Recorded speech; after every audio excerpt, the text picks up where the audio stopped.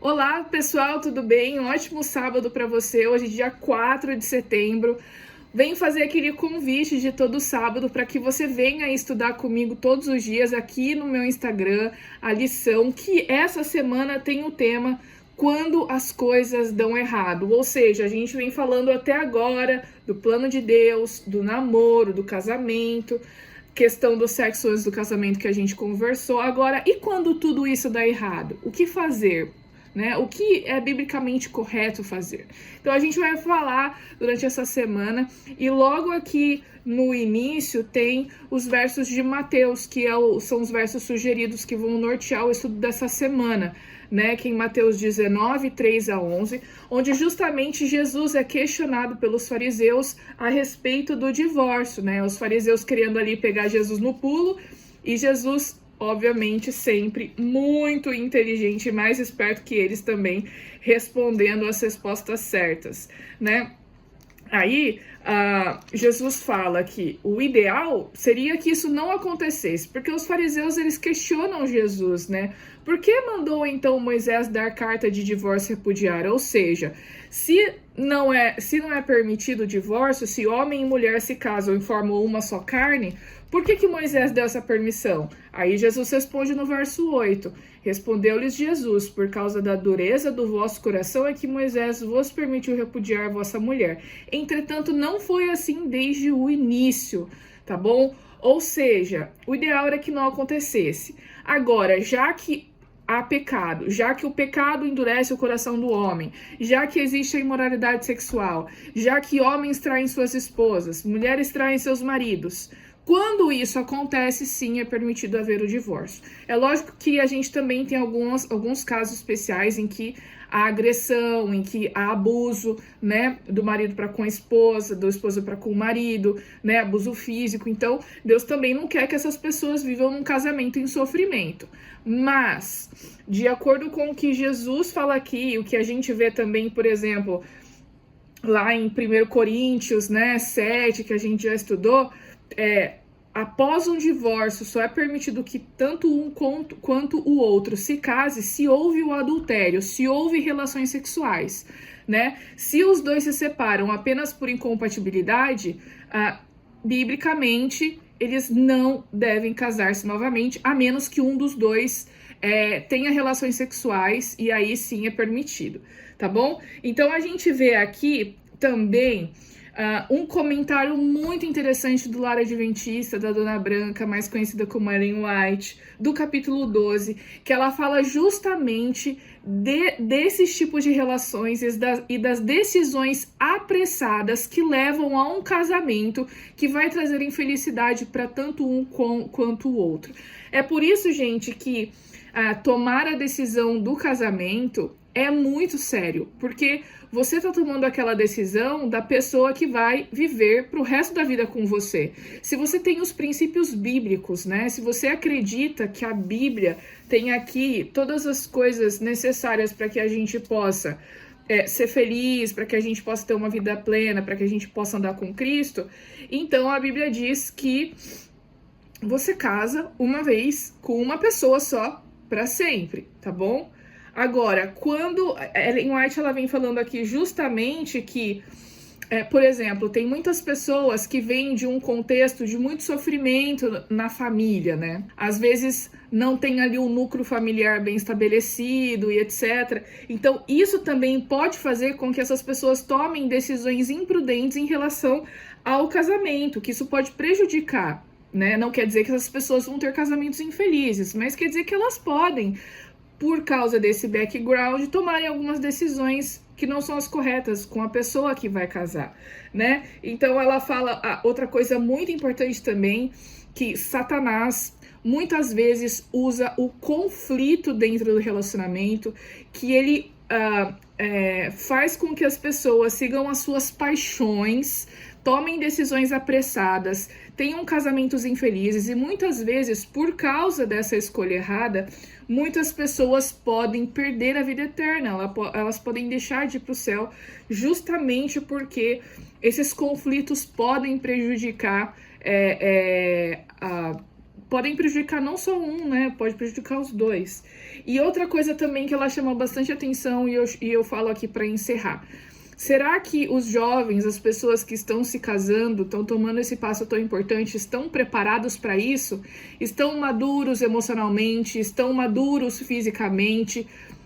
Têm condições de sustentar uma família? Têm condições de, não só financeiramente, né, mas emocionalmente, levar à frente, ter uma família saudável com outra pessoa?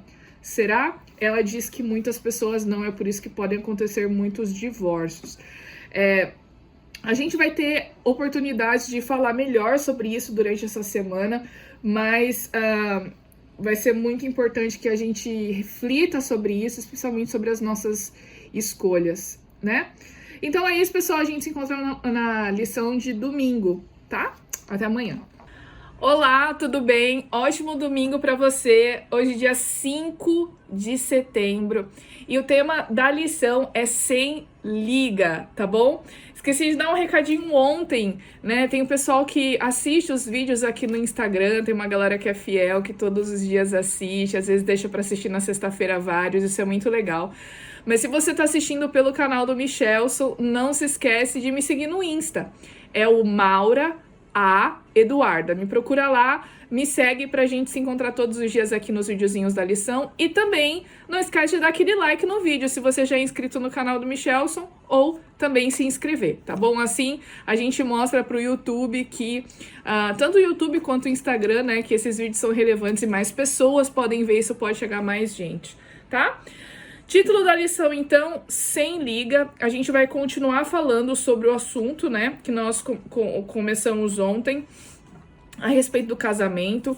E a lição, ela vem trazendo uma analogia bem interessante, né, sobre a questão da cola. Ou seja, quanto mais forte é a cola, mais dificuldade você vai ter para desgrudar essas coisas que você colou, né? Então, se você pega 2 folhas de papel e cola os dois juntos, fica muito difícil você separar, né? E o interessante é que depois que você separa, as 2 folhas, elas não ficam as mesmas. Elas sempre vão ter alguma coisa de errado, elas vão estar rasgadas, elas vão estar pela metade, vários pedaços. E esse é uma analogia muito interessante para os relacionamentos, né? Especialmente aplicado ao divórcio. Então, a lição, ela vem trazendo uma coisa que é muito real, gente, e eu descobri isso só com a terapia, sabe? Que todo fim de relacionamento é um luto. Seja o fim do relacionamento porque você perdeu alguém, porque morreu, ou porque você se separou, ou às vezes até amigos, né? Então, às vezes um amigo que é muito próximo, você tem que mudar, ou ele tem que mudar, ou de repente família, enfim, qualquer tipo de relacionamento em que existe um desligamento, por mais que seja temporário, você sofre uma perda, você sofre um luto, né? Isso mostra a importância, então, da conexão, desse vínculo que a gente faz. E a lição, ela vem falando justamente com isso. Imagina num casamento que as pessoas, elas ficam tão íntimas, inclusive por causa do componente sexual, né? Quando num relacionamento o componente sexual tá presente, o rompimento, ele é muito mais traumático, porque você não compartilhou, você não namorou só com a pessoa, você atingiu um nível de intimidade que é muito intenso. E quando você separa, quando vocês decidem não estar mais juntos, é muito sofrido, é muito sofrimento. Então, a lição vem trazendo essa importância da gente pensar também nesse argumento do fator emocional no momento de você casar, lógico, mas também sexo antes do casamento, como a gente comentou semana passada, né? Esse pode ser um argumento contra o sexo casual, ou seja, você tá disposto a pagar o preço emocional que essa atitude vai cobrar de você, né? E no casamento ainda mais sério, né? Outra coisa que é legal a gente comentar, e não sei se você tem percebido também, mas o divórcio, ele tem se tornado muito banalizado, especialmente no mundo das celebridades. A gente vê muito isso, né? Os casais, eles estão o tempo todo se casando, se separando, se casando, se separando. E as pessoas, elas veem isso com tanta frequência que isso passa a ser normal, né? Só que a gente precisa resgatar, e eu até comentei isso semana passada também, a importância e a razão do casamento, né? Você se casa ali para tomar uma decisão diante de Deus e se comprometer não só com o seu parceiro, mas com Deus, né? E funciona a mesma coisa o divórcio, né? Eu comentei ontem a respeito do divórcio. Para você se separar, não é assim, casa, se não dá certo, separa. Não, divórcio é coisa séria.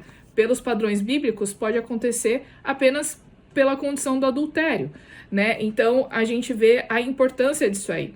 Eu queria comentar aqui rapidamente também a leitura do capítulo 11 do Lar Adventista, que o título do capítulo é Casamento por Impulso. E Ellen White vem comentando justamente que muitas pessoas, muitos jovens acabam tomando decisões movidas por paixões, se casam, não estão preparados para o casamento e têm uma vida perturbadora, uma vida cheia de conflitos. Gente, e uma pessoa não tem como ser feliz diante disso. É por isso que, novamente, a gente reforça, né? A importância de tomar uma decisão correta no casamento. Aí você me pergunta, Maura, como você sabe que você vai tomar a decisão correta? Eu acho que a gente já comentou várias coisas ao longo dessa lição, né? A respeito de você ter um namoro bom, de você ter um namoro em que você use esse tempo realmente para conhecer a pessoa, como ela se relaciona com a família, como ela te trata, né? O que ela pensa, no que ela acredita, qual é o relacionamento dela com Deus. Vocês estão ali juntos, vocês estão na mesma página, igual diz a expressão no inglês, on the same page, vocês estão juntos ali, vocês pensam juntos. Você acha que por algum acaso, em algum momento, quando vocês estiverem casados, vocês podem ter conflitos determinantes, como por exemplo, qual tipo de ideologia que vocês acreditam? Você vai ter problema, por exemplo, em relação à escola que você vai colocar o seu filho, se você vai poder levar o seu filho no sábado na igreja ou não, como que você vai educar, como que você vai cuidar, enfim, gente, são muitas escolhas e são muito sérias. E eu acho que quando você passa por esse namoro, em que você discute, que você percebe, que você observe, que você vê todas essas possibilidades, e aí as caixinhas vão ticando, aí eu acho que é importante muito oração. Porque através da oração você vai ter a resposta, tanto você quanto o seu namorado, sua namorada, para saber se realmente esse é o passo correto no momento que vocês acham que tem que tomar. Então eu acho que são dicas importantes, pelo menos pelo que eu vejo da minha experiência, de como você saber se você deve ou não tomar esse passo com essa pessoa, tá bom? Mas eu acho que é isso, gente. A lição de domingo, falei demais, de novo me empolguei. Mas a gente se encontra então amanhã no resuminho da lição de segunda, tá bom? E o título da lição de segunda é Problemas no Paraíso. Vamos continuar falando a respeito de problemas no relacionamento e divórcio, tá bom? Até amanhã. Olá, tudo bem? Ótima segunda para você.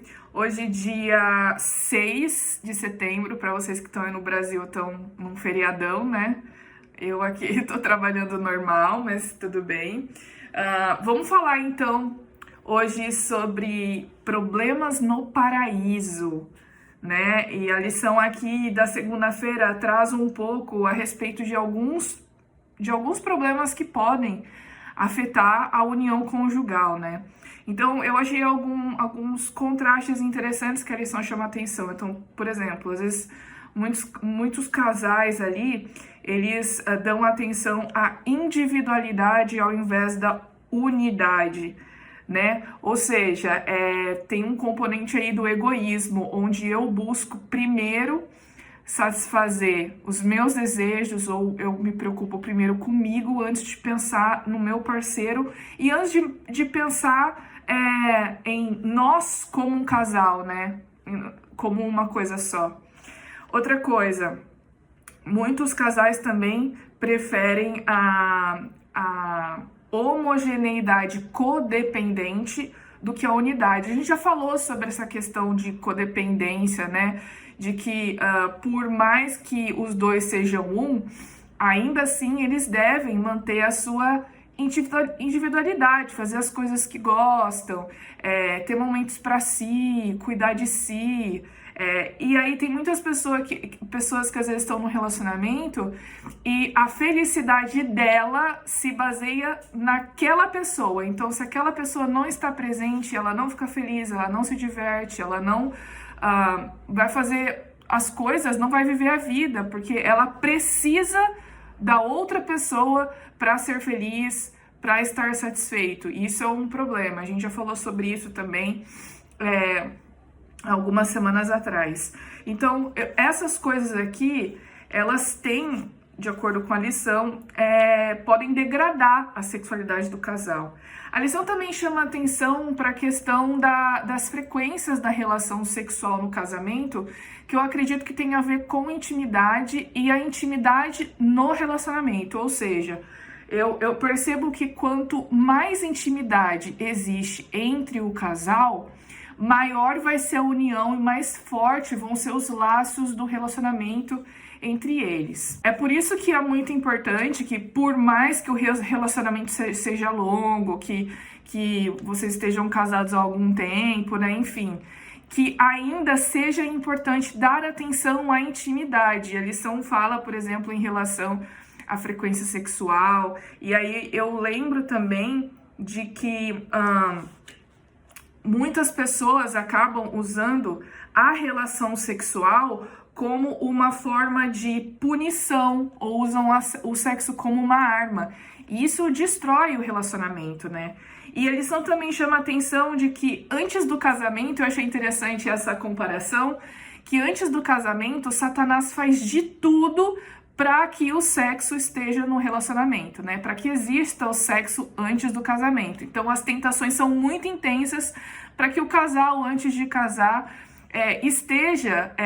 tenha uma vida sexual aí ativa. Só que depois do casamento, Satanás faz de tudo para que o casal não tenha essa intimidade, né? E como eu falei agora há pouco, a intimidade é muito importante para manter forte os laços, o vínculo do casal.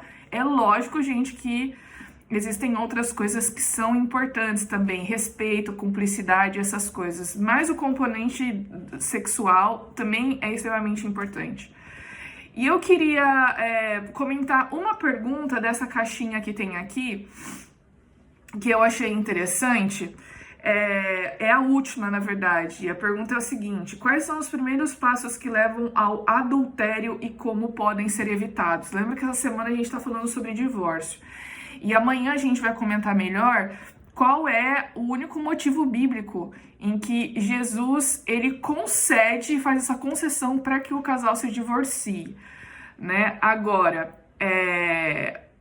eu acho que para que aconteça o adultério, gente, e eu digo isso porque eu venho de um lar em que isso aconteceu com os meus pais e foi devastador, tá? E aí eu fico muitas vezes tentando entender o que leva uma pessoa que está dentro de um relacionamento a buscar algo fora, entendeu? Eu acho que todos nós somos adultos e se existe um problema, nós devemos ser maduros o suficiente para resolver o problema dentro do relacionamento, para falar o que gosta, para falar o que não gosta, para falar o que está satisfeito e o que não está satisfeito, para conversar sobre o que deve mudar, para conversar sobre o que deve ser mantido.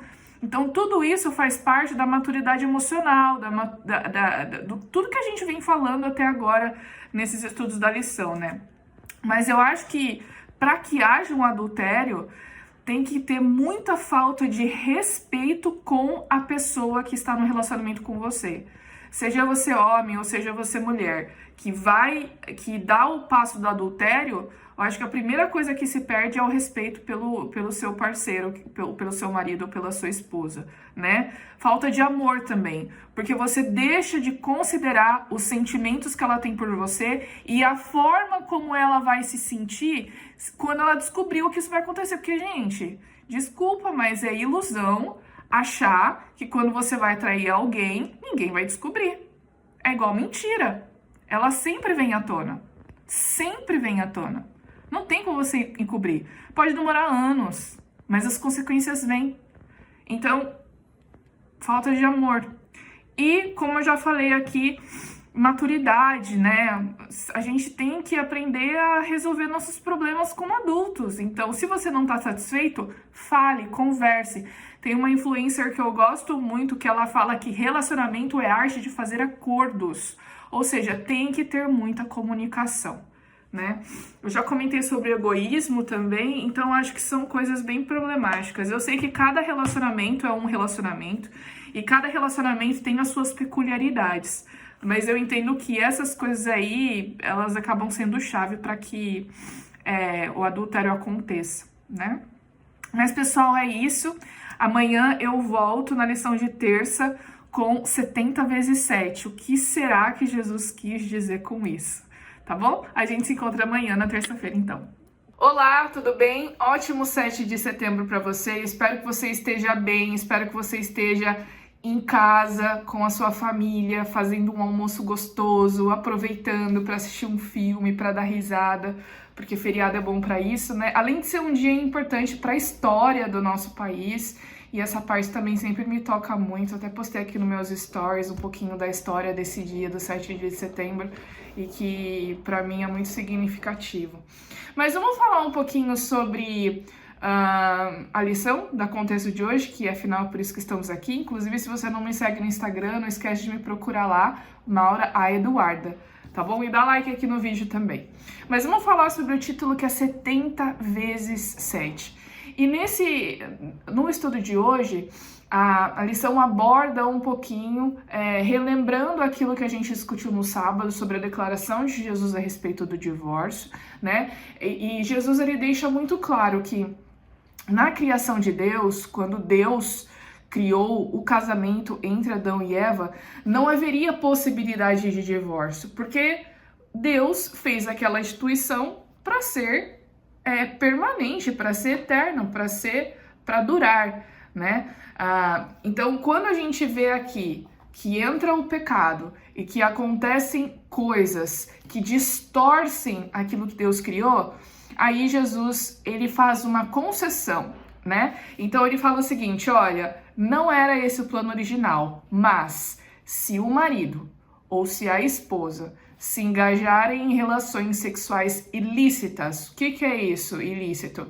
São relações sexuais fora do casamento, né? Quando existe o adultério. Então, quando isso acontece, isso sim permite que um casal se divorcie e possa constituir uma outra família, né? Mas aí, por que 70 vezes 7? Porque o perdão é importante, né? Eu acho que independente se o casal decidir continuar a relação ou se o casal decidir realmente se separar, que exista perdão, porque o perdão, ele é essencial em todos os nossos relacionamentos. E por que Jesus fala 70 vezes 7? Isso é porque a gente tem que perdoar apenas 490 vezes, é a nossa cota de perdão na vida? Não é assim. Ele falou essa expressão porque ele queria dizer que a gente deveria perdoar sempre. Sempre. Deus não nos perdoa sempre. Não diz lá no Pai Nosso, perdoai as nossas dívidas, mas assim como nós perdoamos aos nossos devedores. Ou seja, nós devemos perdoar sempre, porque Deus nos perdoa sempre. E isso inclui também nas relações, gente. A gente precisa estar disposto. Então, por isso que eu digo, eu acho que a decisão de você continuar junto num casamento, mesmo com o adultério, é muito pessoal do casal. São eles que têm que decidir, porque é muito sofrimento, é uma ferida muito grande, tem que ter um trabalho, e tem que ter um esforço, e tem que ter uma dedicação dos dois. Se não existe disposição e o casal decide se separar, ok, mas perdoe-se, tá bom? Isso é muito importante. E aí eu só queria comentar um pouquinho a respeito de uma enquete que eu fiz aqui dos meus stories, né? Eu perguntei dos meus seguidores aqui quem tinha pais separados ou não, né? Independente se teve adultério ou não, perguntei. E eu não sei se isso é triste, pra mim é meio triste, mas as respostas ficaram bem equilibradas, né? Então, um pouquinho menos, cerca de 6, 7%, falaram que não tem, que tem pais separados, né? Um pouquinho da maioria ali falou que não tem. Isso é muito triste, porque a gente vê que existem os motivos de separação que realmente tem a ver com adultério, mas muitas pessoas às vezes se separam porque o relacionamento não deu certo, né? Por incompatibilidade.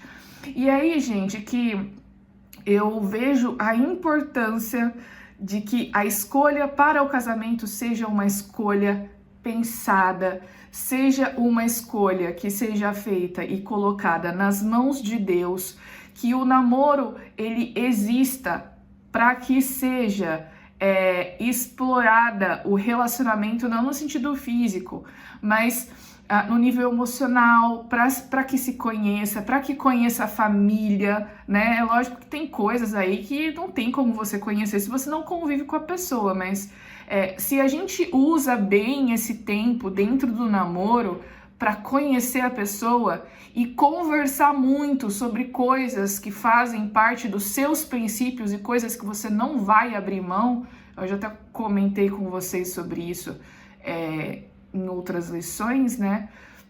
Por mais que hajam problemas no casamento, se Deus estiver no centro, esses problemas podem ser superados.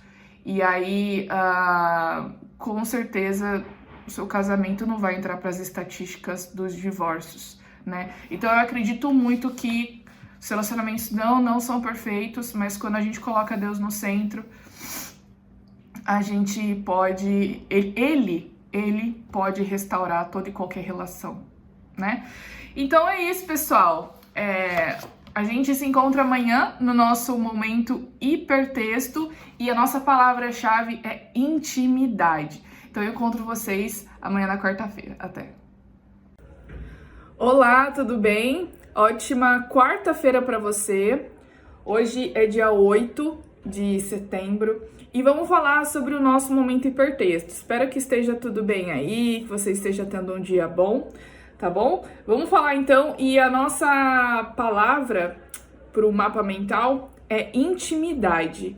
E baseado nisso e no que a gente estudou durante a semana, lendo os textos sugeridos, pensando nas questões, né? A lição até traz um pouquinho a respeito da relação que existe entre o aumento da intimidade, a questão dos neurotransmissores, que faz com que a gente se sinta mais próximo, mais íntimo, mais apegado a outra pessoa, né? Isso faz com que a separação, nesses casos, especialmente onde tem intimidade sexual, se torne extremamente dolorosa, né? Porque realmente o vínculo ele é muito forte. Mas pensando nisso aqui, deixa eu aqui ligar a luz. Pensando nisso aqui, a gente tem então a palavra intimidade, e aí eu pensei em outros links, né? Então, por exemplo, quanto maior a intimidade, na minha visão, maior deve ser o compromisso que você tem com a pessoa, né? Especialmente quando a gente fala aí dos relacionamentos amorosos, né? Tem que existir muito respeito. Por quê? Porque a intimidade, ela está ligada com a vulnerabilidade. Toda vez que você fala pro seu namorado, sua namorada, seu esposo, sua esposa, o que você está sentindo, toda vez que você fala aquilo que te incomoda, e especialmente na hora da relação sexual, você está extremamente vulnerável e você se faz vulnerável para outra pessoa, né? E é por isso que é importante ter respeito, né? Para a pessoa te ver como é e respeitar você dessa forma. A cumplicidade também é muito importante, e eu colocaria até outra palavra aqui, não sei se eu já coloquei, acho que não, mas eu acho que tem a ver também com compreensão, né? Porque quando a gente tem aí um certo grau de intimidade com as outras pessoas, a gente conhece muito mais a outra pessoa, então a gente tem que ter compreensão para entender de onde essa pessoa tá vindo, por que ela age dessa maneira, né? Isso é importante. Intimidade tem que ter timing. A gente tá falando isso aqui esse trimestre, especialmente a partir da semana passada, em que a gente falou sobre sexo antes do casamento. Então, na questão da intimidade sexual, tem que ter a hora certa, tem que ter o timing, tá bom? A intimidade deve ser restrita, nesse caso, apenas entre marido e mulher. Para você ter intimidade também com qualquer pessoa, especialmente nos relacionamentos amorosos, você precisa ter maturidade emocional, você precisa ter maturidade, especialmente física também, né? Isso tem a ver também com timing, para você pensar realmente na hora correta de fazer certas coisas. E o último, mas não menos importante, amor. O amor deve permear os relacionamentos, especialmente quando nós temos muita intimidade, para a gente se sentir acolhido, amado. Então, é muito importante também que o amor esteja presente, com certeza é um fator muito importante. Tá bom, gente?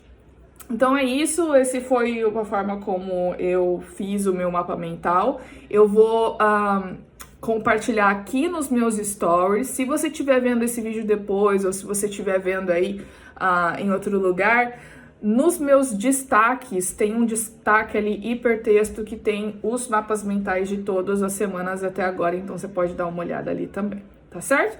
A gente se vê amanhã, quinta-feira, e o tema da quinta é Jesus, o divorciado. Quando eu vi esse texto, eu fiquei me perguntando, o que será que tem a ver essa questão de Jesus ser divorciado? Tá entre aspas, tá, gente? Então a gente vai ver melhor sobre isso amanhã. Até, pessoal! Olá, tudo bem? Ótima quinta-feira para você. Hoje é dia 9, sim? 9 de setembro. E o tema da lição é Jesus, o divorciado, né? Espero que você esteja bem aí, que seu dia esteja sendo bom. Vamos então fazer o resuminho. A lição ela vem trazendo uma reflexão a respeito de uns versos também foram sugeridos para leitura no começo da semana de 1 Coríntios 7, em que Paulo aborda o divórcio, por exemplo, quando um cônjuge abandona o outro. Então, por exemplo, tem um casal, um deles se converte, e aí o outro acaba abandonando aquele que se converteu, porque, enfim, você não é mais aquela pessoa com quem eu me casei e tal. Mudanças acontecem, né? Então, o que fazer nesse momento? E aí a lição vem traçando um paralelo de que justamente o casamento, ele é uma união em que as duas pessoas precisam consentir, as duas pessoas precisam aceitar. Então, quando um decide abandonar, o casamento se acaba. E aí, esse paralelo que a lição vem traçando é justamente com Jesus. Por quê? Jesus compara o relacionamento que ele tem com o povo de Israel e conosco, a um casamento também. Tanto que ele chama a igreja de noiva e etc, né? Então, a partir do momento em que o povo ele decide abandonar, se afastar de Deus, caindo nos pecados, a imoralidade, a idolatria e etc., essa é uma espécie de separação, e é mais ou menos o que acontece num casamento quando um cônjuge decide abandonar o outro. Por isso que fala que Jesus é o divorciado, porque nessa história, Jesus permanece no mesmo lugar onde ele sempre esteve. É o povo que o abandona, é o povo que cede ao pecado, né, e se afasta de Deus. Então, eu achei bem interessante essa imagem, e bem forte também. Eu estou estudando com mais detalhes, assim, nos últimos tempos, a história do povo de Israel, dos reis, sabe? E é muito impressionante a forma como o povo se comportava. Em determinado momento, quando o povo precisava, tinha uma guerra chegando, por exemplo, o povo ia lá, se humilhava, pedia ajuda de Deus, e Deus ia lá, abençoava. Só que logo depois, um próximo rei chegava, ou até mesmo o mesmo rei, depois de um tempo passava e oferecia um sacrifício fora do templo, adoravam outros deuses, prestavam culto, enfim, moralidade sexual, aqueles deuses que pediam sacrifício de crianças, por exemplo, né? e aí voltava a estaca zero de novo. E aí ficava nesse ciclo. E eu fico pensando assim, poxa, mas será que nós não somos iguais? Né? Pode ser que hoje nós não tenhamos mais reis, nós não tenhamos mais uma teocracia, né? Mas nós podemos tomar a decisão hoje de nos afastar ou não de Deus, né? E funciona mais ou menos a mesma coisa. Jesus está sempre conosco, nós é que nos afastamos. E para finalizar, eu quero só chamar atenção para o último parágrafo do texto da lição, né? E aí eu achei muito bonito. Diz o seguinte: Jesus entende intimamente a dor do divórcio. Quando ele diz que odeia o divórcio, não devemos ver uma divindade indiferente e crítica que está fora de contato com as realidades que levam ao divórcio. Não, ele entende. O Senhor nunca nos pediu que fizéssemos nada que ele mesmo não tivesse feito antes. Então, eu achei isso muito impactante, porque às vezes a gente está passando por momentos difíceis e a gente acha realmente complicado fazer o que Deus quer para nós, né? Mas aqui diz, ele nunca nos pediu que fizéssemos nada que ele mesmo não tivesse feito antes. Mas é isso, gente. A gente se encontra amanhã, então, no último estudo dessa semana, na sexta-feira. Até! Olá, pessoal, tudo bem? Ótima sexta, semana acabando. E estamos chegando também ao último dia do estudo da lição, né? Que quando tudo dá errado, ou seja, quando o divórcio acontece. E o tema de hoje é ainda casá-los aos olhos de Deus. E nas citações aqui de Ellen White, vem tratando algumas coisas que a gente já conversou durante a semana, né? A minha impressão é que na sexta-feira realmente tem essa intenção de fazer um apanhado geral do que a gente estudou e fechar o assunto, né? E justamente esse apanhado geral é feito com as citações de Ellen White. Então, acho muito interessante, vem falando a respeito daquela declaração de Jesus sobre o divórcio, quando ele estava falando com os fariseus, que realmente na época dos fariseus, qualquer coisa que a mulher fizesse e o homem se sentisse ofendido, ele teria o direito de simplesmente rechaçar a mulher, ou seja, se divorciar da mulher, mesmo que não fosse o adultério.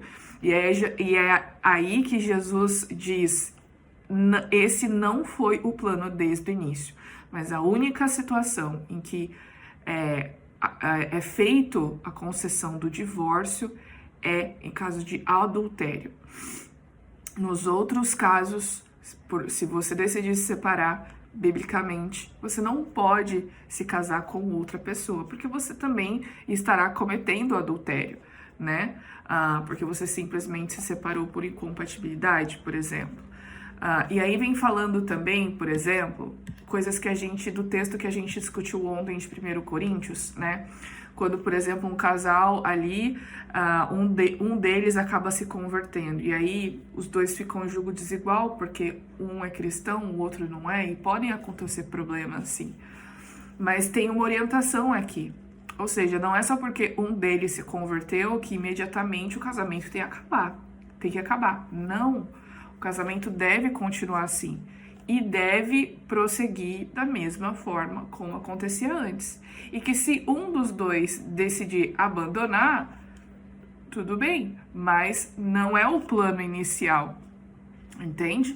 Então diz até aqui, ó, se a esposa é incrédula e opositora, o marido não pode, perante a lei, abandoná-la só por isso. Só porque você não é cristã como eu, não vou mais ficar casado com você. Para estar em harmonia com a lei de Jeová, ele deve coabitar com ela, a menos que ela mesma escolha a separação. Ele pode sofrer a oposição e ser molestado de muitas maneiras, mas encontrará conforto, força e sustento da parte de Deus, que lhe pode dar graça para toda emergência, tá bom? E aí vem falando também da questão que o único pecado, né, a única justificativa para o divórcio é o adultério, coisas que a gente já viu aí durante a semana. Agora, o que eu queria aqui conversar com vocês é a respeito de uma pergunta em específico que tem aqui no Discuta em Classe. A pergunta é a seguinte: como o divórcio e os problemas matrimoniais têm afetado a visão de casamento da próxima geração? E, gente, isso é muito sério. E eu digo para vocês por experiência própria. Não é porque, eu ouvi alguém falar. Não, é porque eu senti os efeitos do divórcio dos meus pais na minha vida. Eu já falei aqui pra vocês essa semana que meus pais se separaram. Imagina, eu tinha 2 anos, meu irmão tinha 6 meses. Nós éramos muito pequenininhos. E tudo isso ainda foi agravado porque foi uma separação complicada, houve adultério, então minha mãe ficou, super magoada, aquela coisa toda, houve conflito, enfim, foi muito difícil, ainda mais porque meu pai simplesmente desapareceu e nós crescemos sem meu pai. Então minha mãe teve que desempenhar papéis que normalmente são do homem. E claro, a gente ficou sem referência, em casa, no caso a referência de um pai. Então é muito difícil. E eu passei muitos anos da minha vida por não querer reproduzir a mesma coisa que eu tive na minha casa. Eu simplesmente não queria casar e eu simplesmente não queria ter nenhum relacionamento, porque na minha cabeça, todo e qualquer relacionamento que eu tivesse, inevitavelmente, iria terminar como o relacionamento dos meus pais. E isso eu não queria. Então, lógico que a gente vai amadurecendo, a gente vai vendo a experiência de outros casais, que foram bem-sucedidos e que têm amor e que estão aí juntos por muito tempo, e a gente vê que sim, que pode dar certo. E que a história dos meus pais não precisa ser a minha, Mas é muito difícil, nem todo mundo tem essa maturidade, nem todo mundo tem essa inteligência emocional. Então, muitas pessoas realmente, cada um acaba respondendo de uma forma. Então, tem o meu exemplo de que eu não queria ter um relacionamento, eu não queria casar, porque eu não queria repetir a mesma coisa. E aí tem pessoas que ficam num looping de relacionamentos ruins, e, enfim, sempre se machucam. E porque viveram essa história complicada.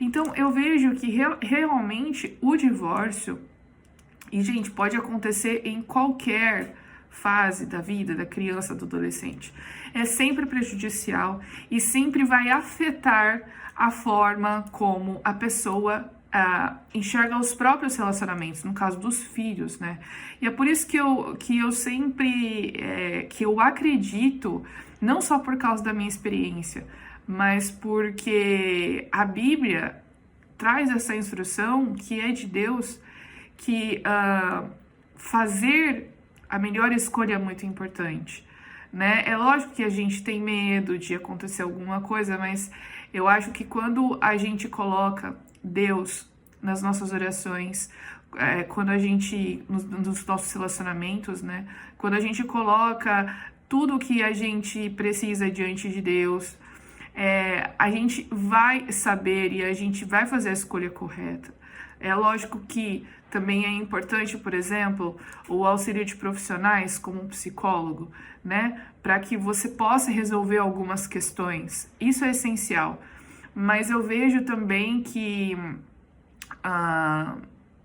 com Cristo não tem como dar errado, E por mais que, por exemplo, você se case ou você esteja num relacionamento e as coisas não estejam exatamente do jeito como você planejou, nada como uma conversa, nada como colocar esses problemas diante de Deus e eu tenho certeza que as coisas podem se resolver. Eu sempre falo aqui, Cristo pode restaurar todo e qualquer relacionamento. Então, acho que isso é muito importante. Então, sim, infelizmente, os divórcios têm moldado, sim, a mente dos mais jovens, especialmente naqueles que têm pais separados, mas eu acredito também que existe esperança, tá bom? Mas, pessoal, eu acho que é isso. Espero que vocês tenham gostado da lição. Essa semana, a lição pra mim foi muito impactante. Lógico, por causa de toda a minha história, mas a gente vê que os planos de Deus são sempre os melhores, são sempre o ideal, sabe? E quando a gente se afasta dos planos de Deus, não tem como dar certo. E eu acho que isso, dando a lição essa semana, foi mais um motivo pra gente poder refletir nisso, tá bom? Então é isso, pessoal. A gente se vê amanhã na lição 12. Uau, tá passando muito rápido. Até, feliz sábado pra vocês.